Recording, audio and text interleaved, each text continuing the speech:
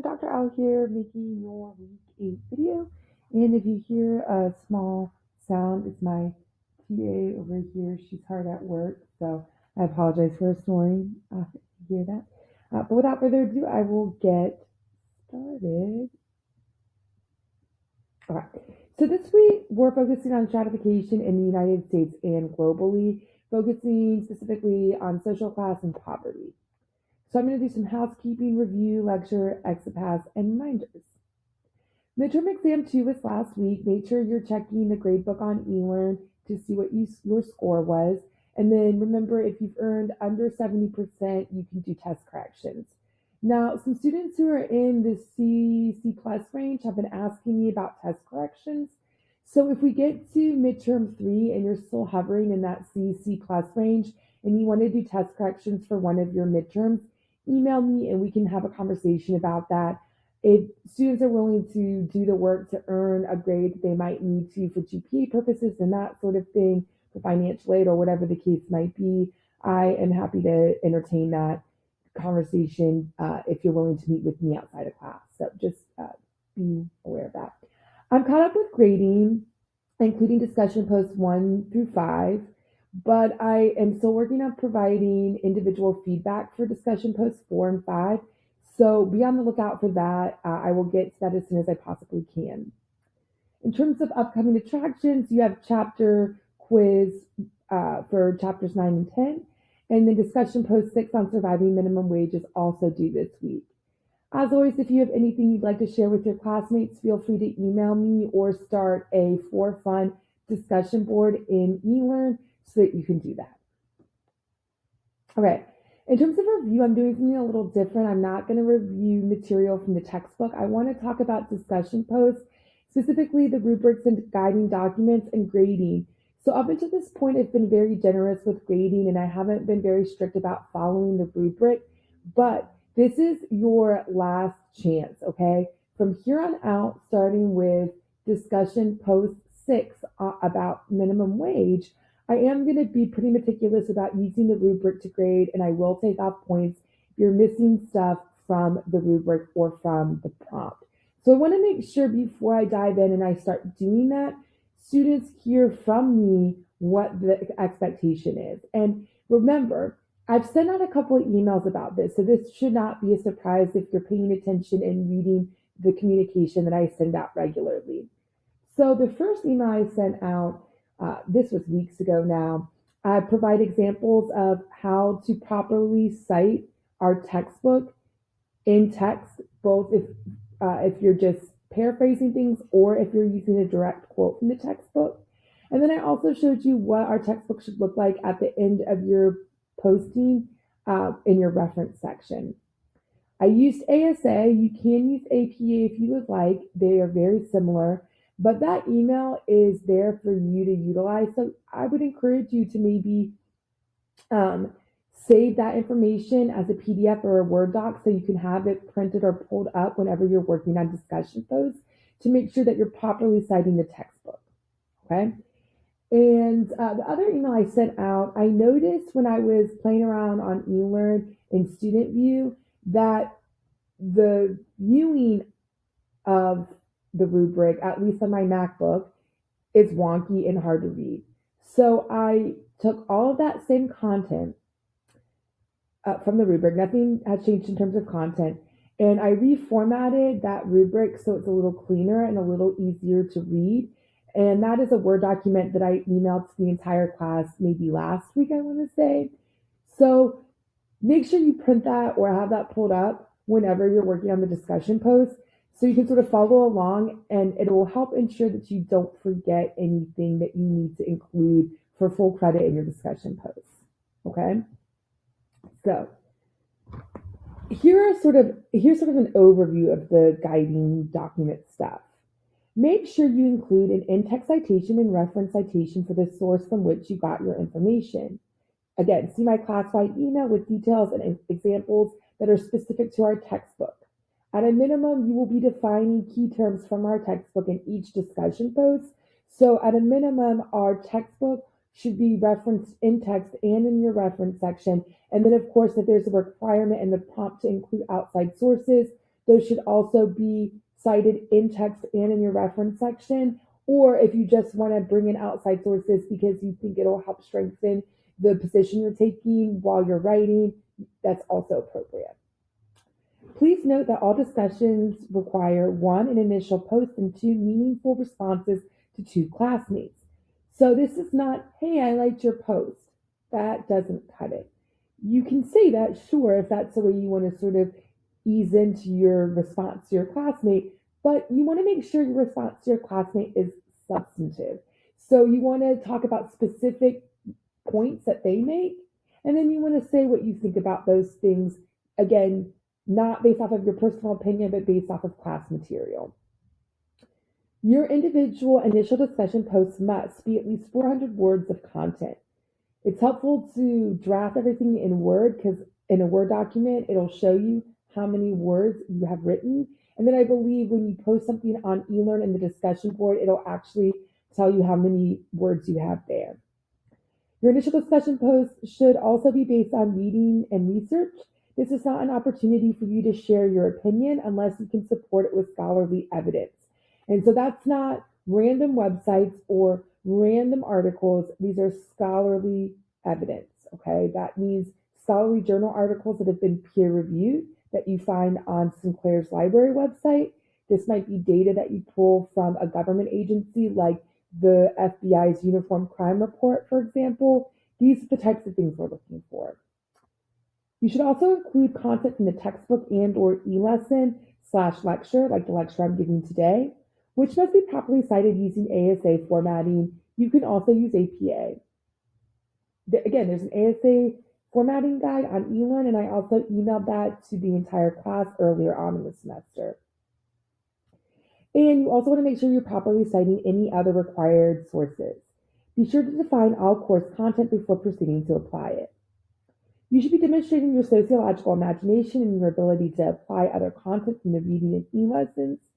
Your post should be well thought out, meaningful, and add value to the discussion. You should be respectful and civil to your classmates. You can use quotations from the textbook and e-lessons, but you must also explain things in your own words.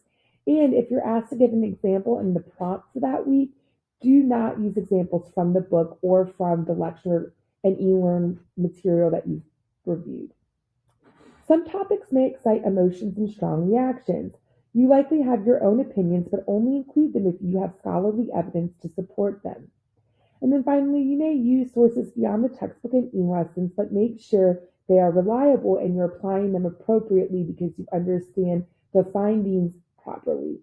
Points will be deducted if you use unreliable biased sources or if you misapply them because you don't understand them. So just be really careful when you're introducing outside sources. And if you ever have a question about an outside source, whether or not it's appropriate to use or that sort of thing, you can always email me before the due date and we can have a conversation about that. Now, the next thing I want to show you is the rubric. Again, this is the same rubric that you have available to you on our eLearn page. It's the same rubric I emailed to the entire class recently. It's simply reformatted so it's a little easier to look at. Here's how you're graded. Mechanics, spelling, grammar, punctuation, organization, and evidence of proofreading. You're going to get 0 points if it's so hard for me to read your discussion post due to a lack of proofreading and working on your mechanics that I can't understand what you're trying to say. And then here is sort of the A range where what we're looking for here. The paper is technically sound, well organized, and or shows evidence of thorough proofreading. Now, I understand that sometimes you're just going through things really quickly. You have a lot on your plate. There's very minor things. I might give you feedback about that for future assignments. But if your meaning is clear and I can understand what you're trying to say in every sentence of your discussion post, you're probably still in this A range over here. It's just when your meaning becomes unclear, you're going to be in this trouble section over here. Citations using ASA, APA, or MLA. I am most familiar with ASA and APA, which are very similar. So since MLA is on the rubric, and this, by the way, is a rubric consistently used in all intro sociology classes at Sinclair, Just shoot me a reminder that you're using MLA because it'll look very weird to me if you're using MLA. So just make that clear to me so I know and I don't accidentally take off points because I think you're just doing APA or ASA incorrectly. Okay. And so you can see what, if you do not meet the word and sentence count and you're not formatting things properly and that sort of thing, you're going to end up in this range. And then you're going to get in that A range if you use ASA or MLA or APA with no errors, including citations for all course material.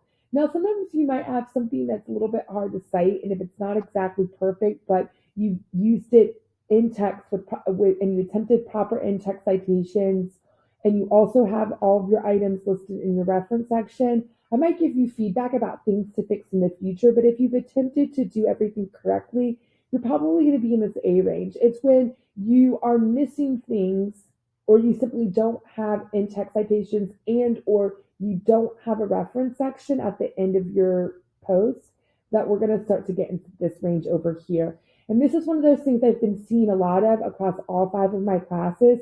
Students who are simply not including in-text citations and or are not including a reference section at the end of their posts.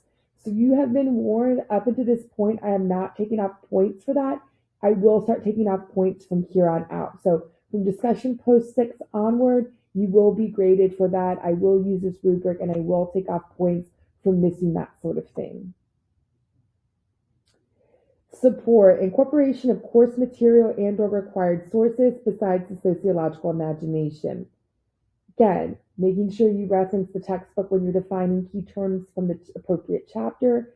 If you are asked in the prompt to bring in outside sources, making sure that those are used to sort of make your argument and your case and what you're writing about clearer and stronger.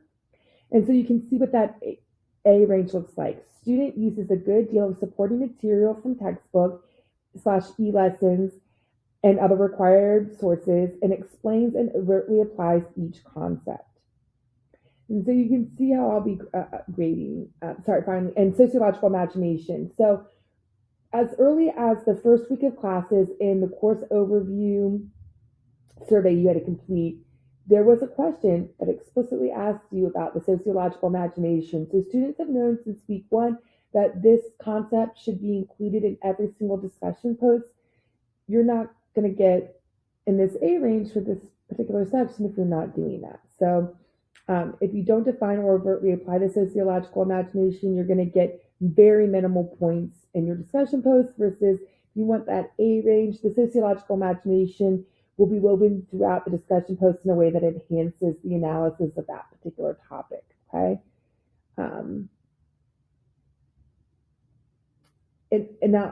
Analysis, use of critical thinking and analysis. Again, if you're not doing anything beyond surface level analysis, you're going to score in this F to D range.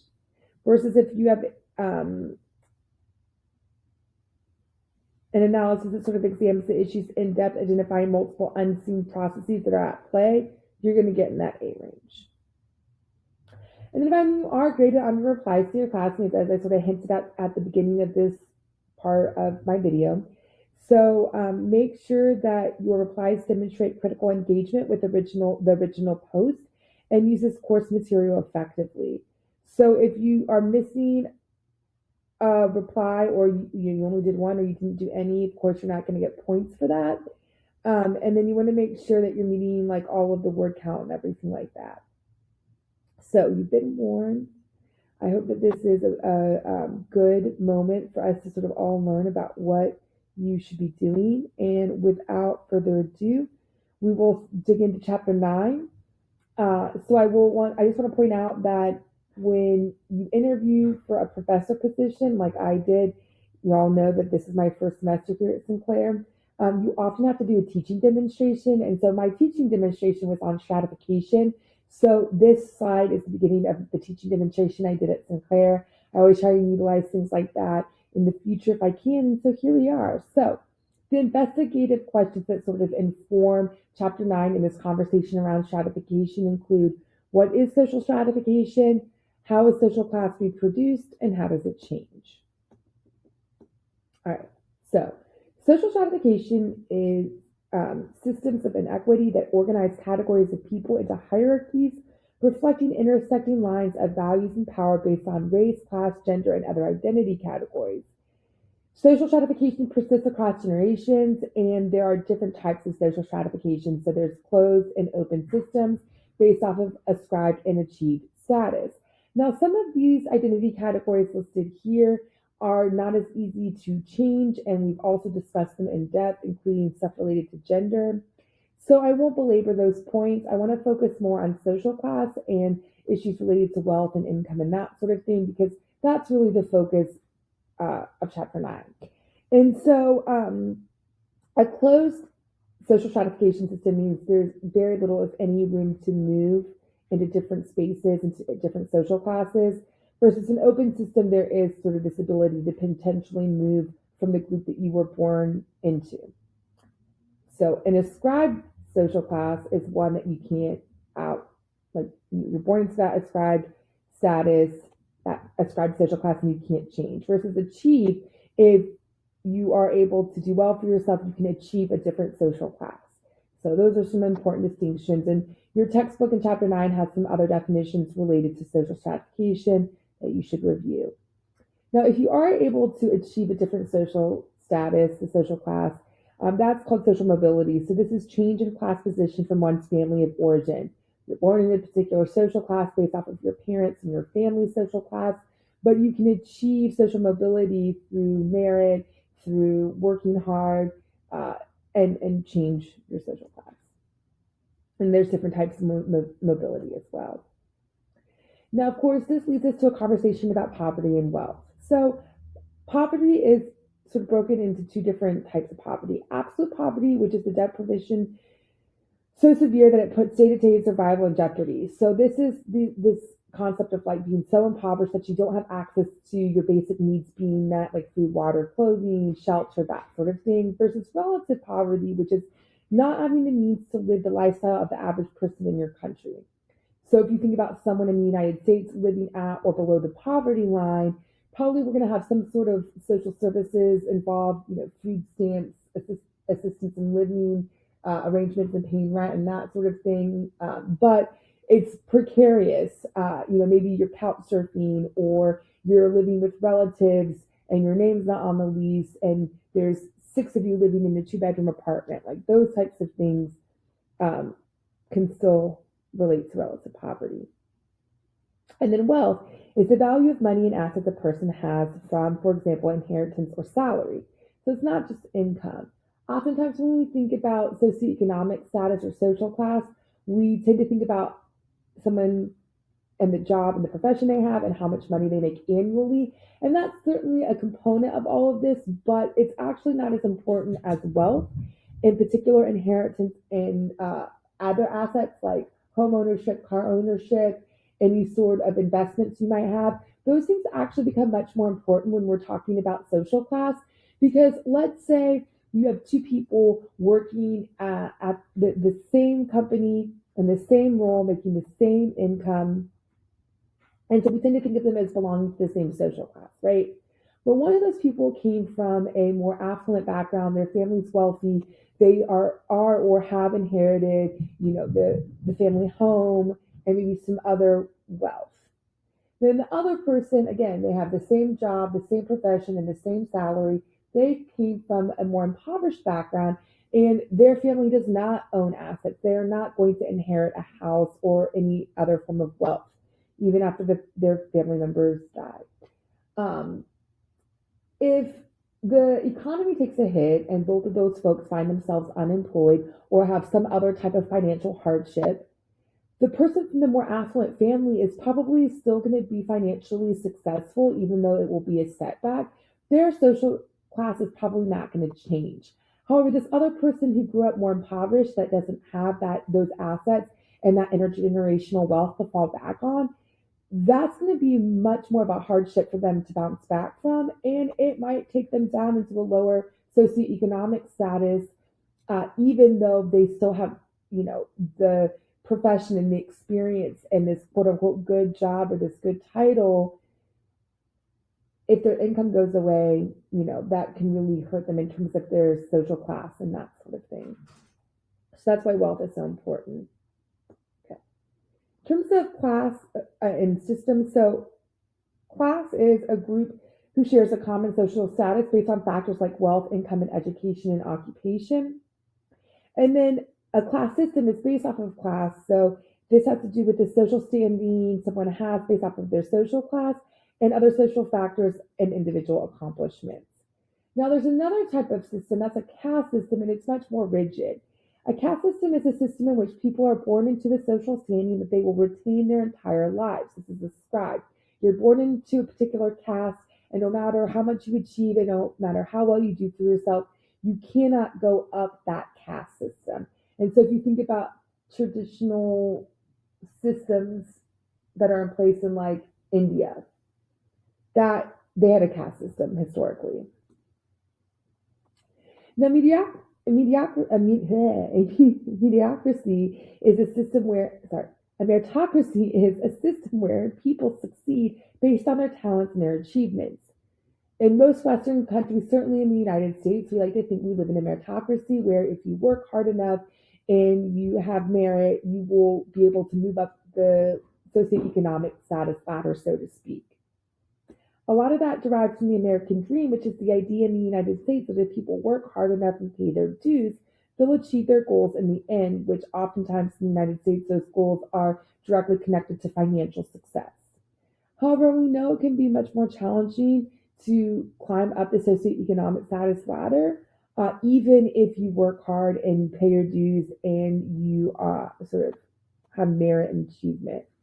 You can also slide down the socioeconomic status ladder. So if you're born into a more affluent family and you inherit those assets and that sort of thing, but the economy takes a hit or you're foolish with your money and your assets, certainly you can also go down the socioeconomic status ladder as well. Okay, don't forget to do your exit pass this week. In terms of reminders, complete everything on our eLearn page for week 8, including the readings from the textbook, chapters 9 and 10. You've watched this video and gone over the PowerPoints. You've completed discussion 6 on surviving minimum wage. And then you're doing test corrections as needed. Again, if you've earned under 70% for midterm exam 2, email me and I will give you directions and details regarding test corrections. Other than that, have a great week. Bye, everyone.